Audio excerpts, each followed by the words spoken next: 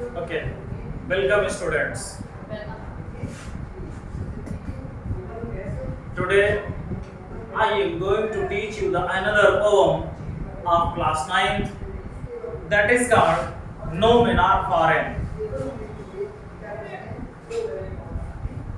In chapter My Childhood.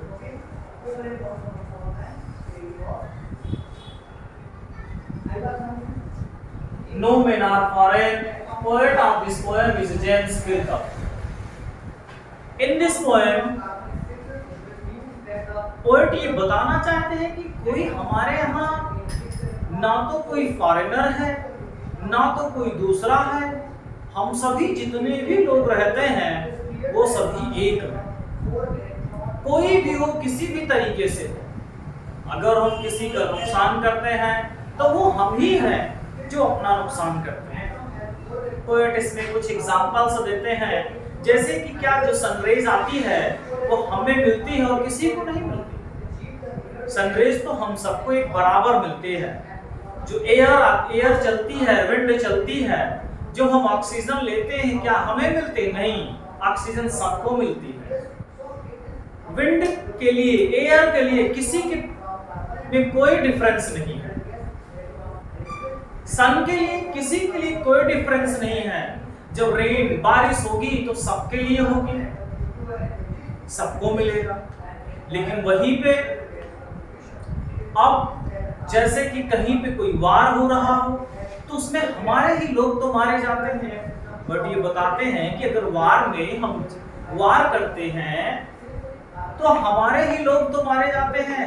बस ये है कि कुछ दूर पे वो रहते हैं, हम सभी एक हैं। कहने का मतलब यह है पोएट का कि जो ह्यूमन बीइंग्स हैं, all human beings are equal, there is no difference between anyone.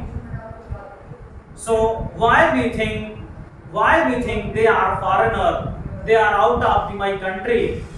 वे क्यों सोचते हैं, हम सब क्यों सोचते हैं कि वे फॉरेनर हैं, वे हमारी कंट्री के नहीं हैं, वे हमारे घर के, गांव के नहीं, वे दूसरे हैं, सब हमारे। हमको सबको एक के जैसा सोचना चाहिए।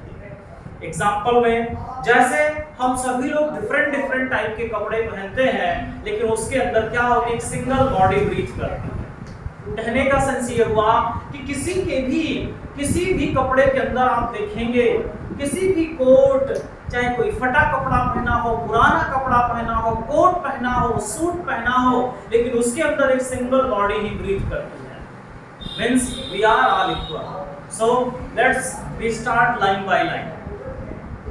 Remember, no men are strange, no country is foreigner।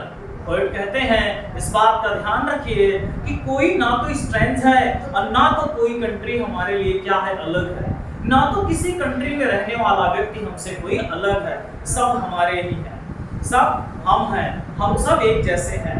beneath all uniforms a single body breathe। beneath all uniforms, सभी यूनिफॉर्म के नीचे आप देखें, सभी कपड़ों के क्लॉथ्स के नीचे देखें कि सिंगल बॉडी ब्रीथ करती है। एग्जांपल में सेकंड लीजिए, जैसे किसी भी कंट्री का सोल्जर होता है, सैनिक होता है, सिपाही होता है, उसके बॉडी के अंदर देखिए तो क्या है, सब एक जैसे हैं। यूनिफॉर्म डिफरेंट हो सकते हैं, किसी का ब्लू कलर है, किसी का ब्लैक है, लेकिन ह्यूमन क्या है, सिंगल, एक ही ह्यूमन है और सेम टू सेम है। Like ours, the land or rather walk upon is earth like this in which we all shall lie। कह रहे like us, सभी कपड़ों के नीचे, सभी यूनिफॉर्म के नीचे एक जैसे हम हैं। The land or brothers walk upon, जिस जमीन पे, जिस अर्थ पे हम चलते हैं उसी पे वो भी चलते हैं। Is earth like this in which we shall, in which we all shall lie। कह रहे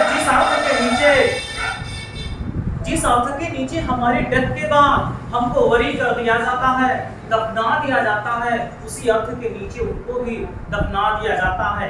कहने का सेंस ये हुआ, ये जो हमारी बॉडी है एट लास्ट हमारी अर्थ में जाकर डिसॉल्व हो जाती है, मिल जाती है, हमारे में कोई डिफरेंस नहीं है। तो हम क्यों एक दूसरे के अंदर डिफरेंस करते हैं, क्यों एक दूसरे को सोचते हैं कि वो फॉरेनर हैं, वो हमारे नहीं हैं, वो हमारे हैं और वो हमारे नहीं। Next, they too aware of sun and air and water are fed by peaceful harvest by war long's winter starve।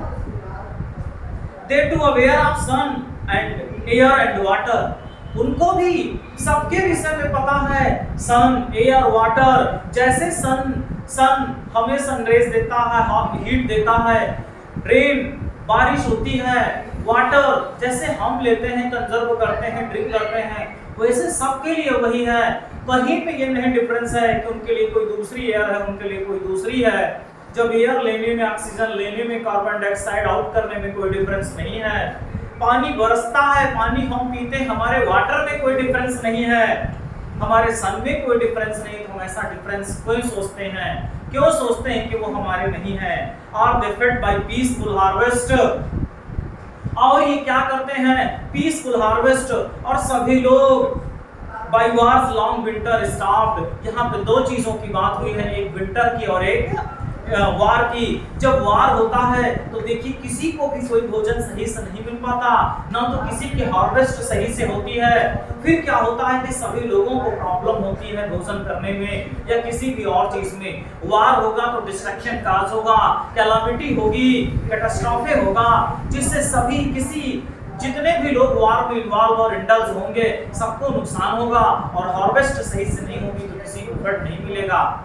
लेकिन जब वार नहीं होगा, हम सब एक साथ आराम से रहेंगे, किसी को ये नहीं सोचेंगे कि वो फॉरेनर है, वो कोई और है, वो कोई और है, वो दूसरा है, वो दूसरी कंट्री का है, हम इंडियन है, वो अमेरिकन है, वो ब्रिटिशर्स हैं।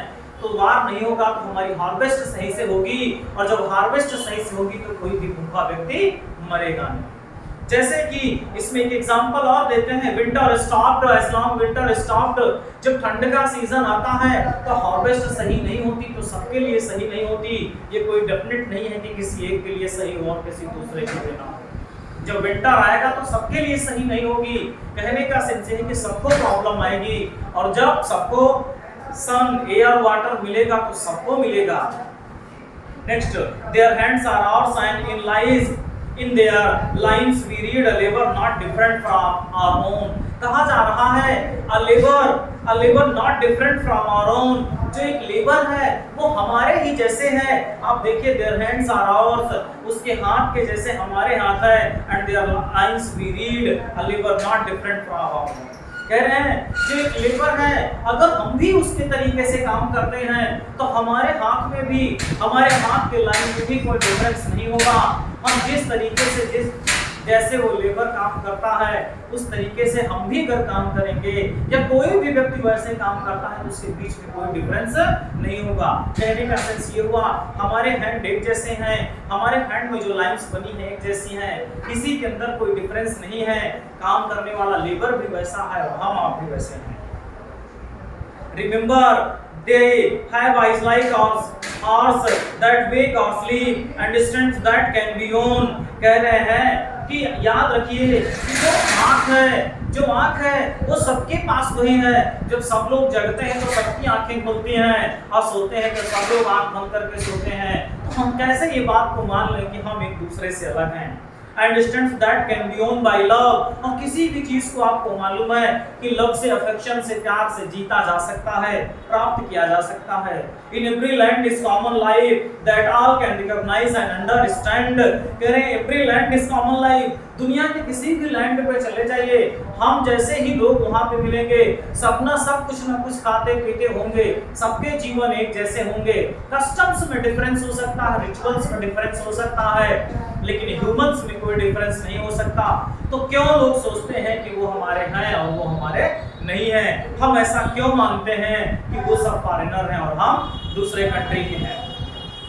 Let us remember, whenever we are told to hate our brothers, it is ourselves that beside disposes, betray, condemn। Remember, we who take arms against each other। कह रहे हैं let us remember, इस बात का ध्यान रखिए। Whenever we are told, जब हमसे कहा जाता है to hate our brothers, अपने भाइयों से लड़ने के लिए, घृणा करने के लिए, it is ourselves।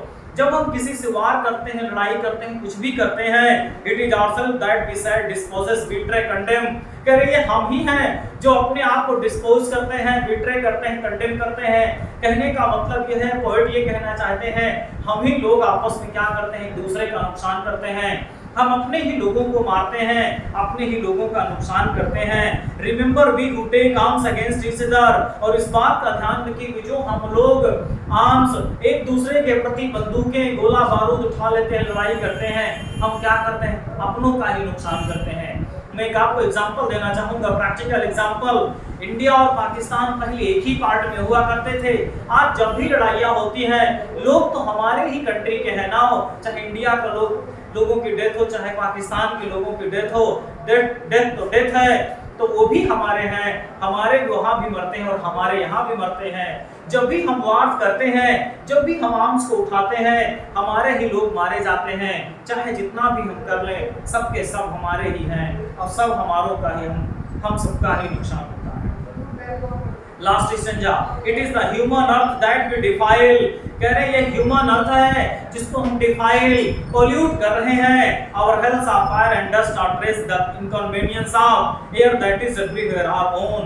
कह रहे हैं हम ये लड़ाई करते हैं, हम गोला बारूद बम दागते हैं, और इससे जो पोल्यूशन काज होता है, इससे क्या होता है, जो पोल्यूशन काज होता है वो पूरी एयर को पोल्यूट कर देता है, और सभी को उस एयर की जरूरत है।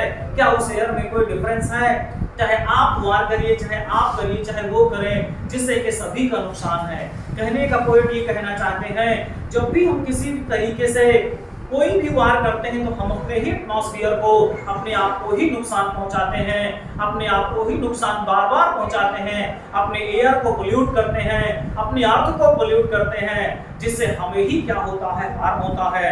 और air that is everywhere our own, के लिए जो एयर है ये सभी जगहों पे है और जो सबके लिए है, हम हैं, आप हैं, किसी के लिए भी है। Remember, no men are foreign and no country is strange। और इस बात का याद रखिए कि कोई भी व्यक्ति फॉरेन नहीं है। कहने का सेंस है कोई व्यक्ति फॉरेनर नहीं है, कोई दूसरा नहीं है। And no country is strange, और कोई भी कंट्री स्ट्रेंज नहीं है। स्ट्रेंज का यहाँ पे सेंस क्या हुआ? पोएट क्या कहना चाहता है? ऐसा कुछ नहीं कि किसी भी कंट्री को हम नहीं जानते, यहाँ जानने और ना जानने से कोई मतलब नहीं है।